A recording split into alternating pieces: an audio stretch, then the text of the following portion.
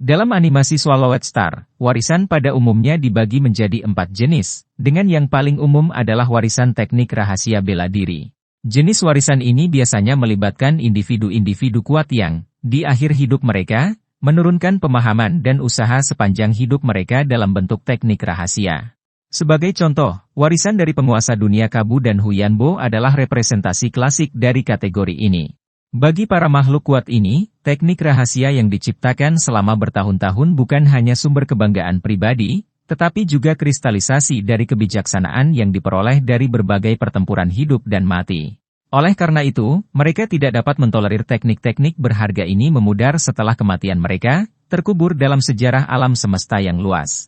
Untuk mencegah hal ini, makhluk-makhluk kuat ini menggunakan asisten cerdas atau menyusun ujian di tempat-tempat rahasia di alam semesta untuk memilih pewaris yang benar-benar layak, memastikan bahwa teknik-teknik ini dapat terus diteruskan dan menunggu pewaris berikutnya yang layak untuk mewarisi kehendak mereka. Sebenarnya, memahami hukum asli adalah satu-satunya jalan yang benar bagi para pejuang untuk menembus ke tingkat abadi. Namun, hukum asli ada sebagai entitas tak tampak yang terintegrasi dalam energi alam semesta, dan mereka tidak terwujud. Ini berarti bahwa para pejuang tidak dapat mengamati atau mempelajari mereka dengan mata mereka dan harus mengandalkan persepsi mereka sendiri untuk merasakan dan memahami keberadaan mereka.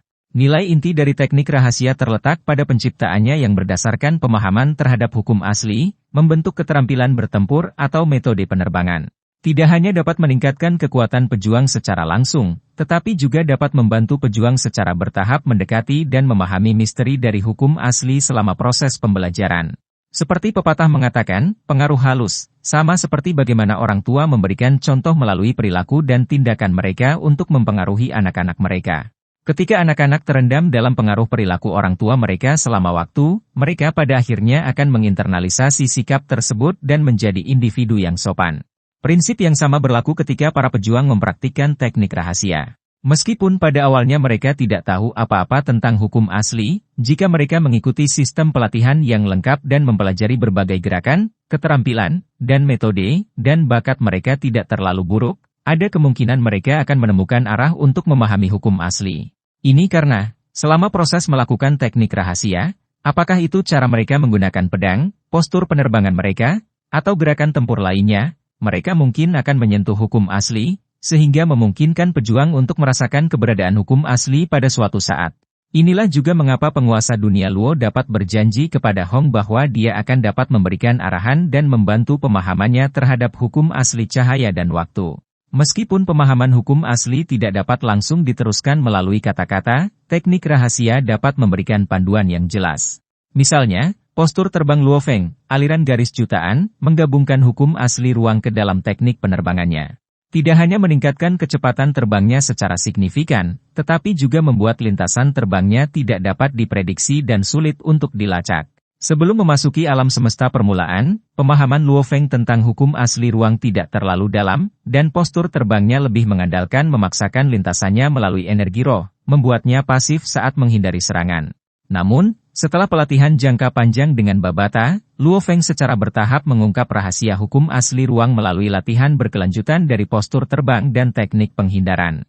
Tentu saja, pemahaman hukum asli harus berjalan seiring dengan praktik teknik rahasia. Meskipun praktik dasar dari teknik rahasia membantu para pejuang menemukan arah untuk memahami hukum asli, jika bakat mereka terlalu rendah dan mereka tidak memiliki bakat dalam kultivasi, mereka tetap tidak dapat benar-benar memahami hukum asli pada akhirnya.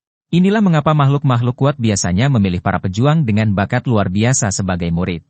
Lagi pula, bagi makhluk-makhluk kuat, mengajarkan mereka yang memiliki bakat rendah tidak hanya membuang-buang waktu, tetapi juga jarang menghasilkan hasil yang diinginkan. Dibandingkan dengan warisan teknik rahasia bela diri, warisan teknik rahasia berbasis amplitudo bahkan lebih jarang. Teknik rahasia berbasis amplitudo merujuk pada metode yang meningkatkan kekuatan fisik, atau jiwa para pejuang melampaui batas mereka melalui cara-cara khusus. Sebagai contoh, kekuatan fisik dari seorang raja abadi biasanya memiliki batas atas sekitar 100.000 kali kekuatan seorang penguasa dunia. Namun, dengan teknik rahasia berbasis amplitudo, batas ini dapat dilampaui dengan sangat besar. Sebagai contoh, kekuatan fisik Raja Abadi Shen yang mencapai setidaknya 1 juta kali kekuatan seorang penguasa dunia, menjadikannya hampir tak terkalahkan dalam tingkat Raja Abadi. Hal ini menghasilkan kesenjangan kekuatan yang besar bahkan di antara raja-raja abadi. Seorang raja abadi biasa mungkin perlu membakar tubuh ilahinya untuk membunuh Marquis abadi Poyo, sementara Zhen Yan dapat dengan mudah mengalahkannya dengan sekali kibas tangan. Keberadaan yang begitu kuat bahkan dapat dengan mudah melarikan diri dari yang mulia alam semesta biasa. Namun, kekuatan Zhen Yan tidak sepenuhnya berasal dari bakatnya, melainkan merupakan hasil dari sumber daya keluarga dan klannya serta akumulasi bertahun-tahun dalam kultivasi. Sebaliknya, bakatnya jauh lebih rendah dibandingkan dengan Luo Feng. Inilah mengapa, meskipun alam semesta asli telah dimulai ulang, Zhen Yan masih belum berhasil menembus ke tingkat Tuhan sejati. Di sisi lain, teknik rahasia amplitudo fisik yang diperoleh Luo Feng benar-benar luar biasa. Berbeda dengan teknik rahasia amplitudo biasa, teknik ini tidak hanya meningkatkan kekuatan yang ada, tetapi juga menembus batas konvensional dari gen kehidupan, memungkinkan tingkat genetik untuk secara bertahap mendekati kesempurnaan seiring dengan kultivasi pejuang. Inilah yang memungkinkan binatang bertanduk emas untuk melahirkan tubuh laut terasing. Selain itu, semakin tinggi tingkat gen kehidupan, semakin besar tubuhnya. Ini sangat penting bagi makhluk abadi, karena tubuh yang lebih besar berarti cadangan kekuatan ilahi yang lebih besar. Ketika kekuatan dan alam seimbang, jumlah cadangan kekuatan ilahi seringkali dapat menentukan hasil dari pertempuran, memberikan keuntungan menentukan dalam kemenangan. Selain amplitudo kekuatan fisik, ada juga metode amplitudo untuk energi roh. Biasanya, batas amplitudo energi roh seorang penguasa dunia adalah 100 kali, dan sedikit pejuang dalam tingkat raja abadi yang dapat menembus hingga 1000 kali. Namun, Luo Feng, melalui warisan jenderal ilahi, memecahkan batas ini dan meningkatkan amplitudo energi rohnya menjadi 3200 kali yang luar biasa. Inilah kunci kemenangan Luo Feng dalam pertempuran terakhir melawan Bolan. Bolan, dengan bersikeras untuk mengkultivasikan hukum asli ruang dan waktu secara bersamaan, berkembang jauh lebih lambat dibandingkan Luo Feng.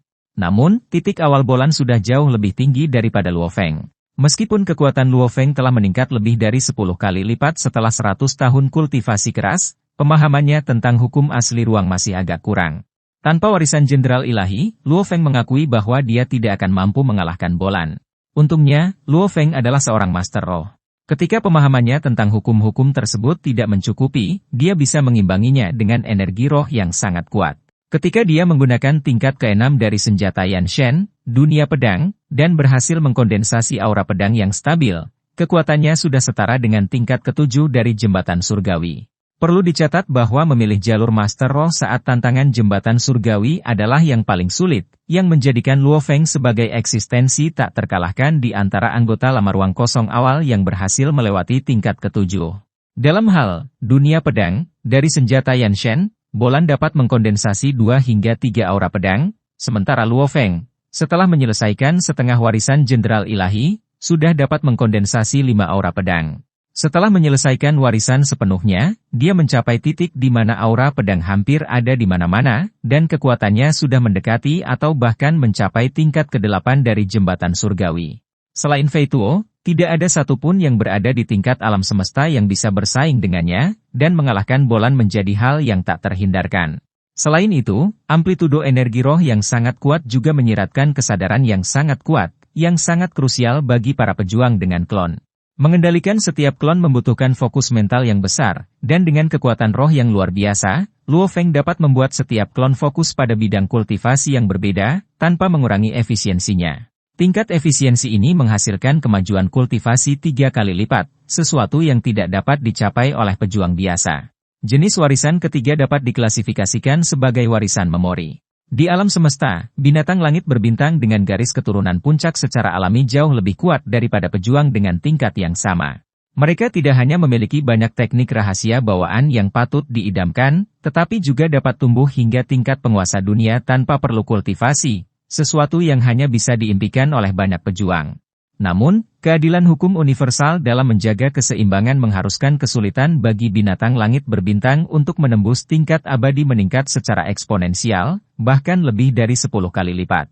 Binatang bertanduk emas, untuk memastikan kelanjutan dan reproduksi keturunannya, biasanya menggunakan hampir seluruh energinya untuk menghasilkan telur ketika mencapai puncak tingkat penguasa dunia dan masa hidupnya hampir berakhir, menyuntikkan memorinya ke dalam telur tersebut. Inilah mengapa binatang bertanduk emas memiliki warisan memori. Jenis warisan ini memiliki tingkat kompatibilitas yang tinggi dengan penerima warisan, menjadikannya tak tertandingi dibandingkan dengan bentuk warisan lainnya. Tidak seperti warisan teknik rahasia lainnya, teknik rahasia dalam warisan memori dirancang khusus untuk penerima warisan. Meskipun ada banyak jenis warisan di alam semesta, tidak semua warisan cocok untuk setiap orang. Sebagai contoh, dalam warisan Huyanbo, bahkan Hong yang memiliki bakat luar biasa tidak dipilih sebagai penerus, karena jalur pejuang genetik yang diikuti oleh Hong tidak kompatibel dengan jalur warisan Master Roh. Namun, warisan memori sepenuhnya berbeda. Mengambil contoh binatang bertanduk emas, setiap generasi binatang bertanduk emas terus meningkatkan teknik rahasia mereka melalui banyak kehidupan pertempuran praktis dan studi, menjadikannya semakin sempurna. Selain itu, teknik rahasia ini dirancang khusus untuk sifat unik dari binatang bertanduk emas, menjadikannya tidak hanya cocok untuk kultivasinya tetapi seringkali sangat kuat. Satu-satunya kelemahan adalah ketika penerima warisan menghadapi hambatan dalam kultivasi, karena kurangnya bimbingan atau penjelasan, mereka seringkali harus mengeksplorasi dan memecahkan masalah itu sendiri. Ini tanpa diragukan lagi meningkatkan kesulitan untuk terobosan, tetapi juga berfungsi sebagai ujian untuk pertumbuhan dan pemahaman penerima warisan.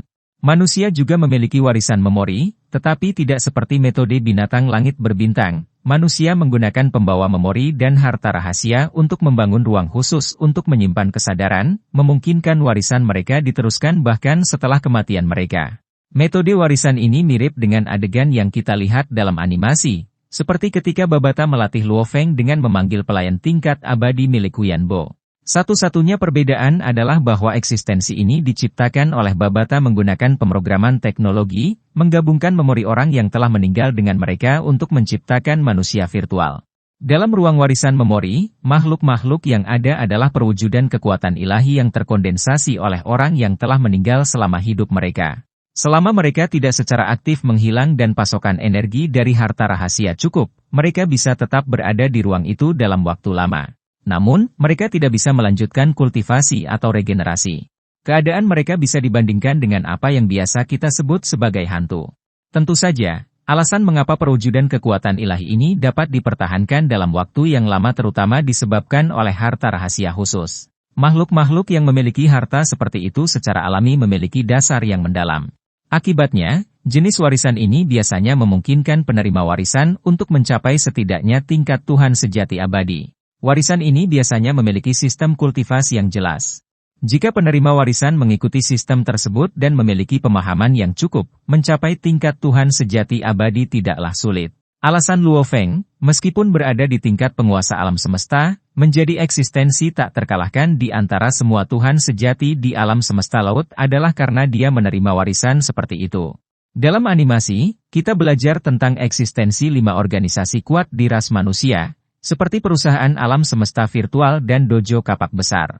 Namun, ada juga organisasi yang lebih misterius dan kuat di alam semesta, seperti sekte Tuhan leluhur. Sekte Tuhan leluhur tidak terlibat dalam konflik rasial atau sengketa wilayah, selalu mempertahankan postur yang transenden. Tuhan leluhur mereka dianggap sebagai wakil dari kehendak hukum asli, mampu berkomunikasi dengan kehendak hukum asli dan menyampaikan niatnya ke dunia. Oleh karena itu, kehendak hukum asli lebih memihak sekte Tuhan leluhur. Di alam semesta asli, meskipun Tuhan leluhur hanya merupakan penguasa alam semesta, ketika mereka bertempur dengan Tuhan sejati, mereka dapat bertahan tanpa terkalahkan dan seringkali bahkan memperoleh keunggulan. Namun, karena jumlah Tuhan leluhur sangat terbatas, mereka tidak dapat mempertahankan seluruh sekte Tuhan leluhur. Akibatnya, sekte Tuhan leluhur menarik individu-individu kuat untuk bergabung melalui warisan jalur Tuhan binatang. Dengan warisan ini dan sikap non-kompetitif sekte Tuhan leluhur, hampir tidak ada yang berani memprovokasi organisasi ini. Sebenarnya, warisan jalur Tuhan binatang adalah bentuk warisan fusi hukum.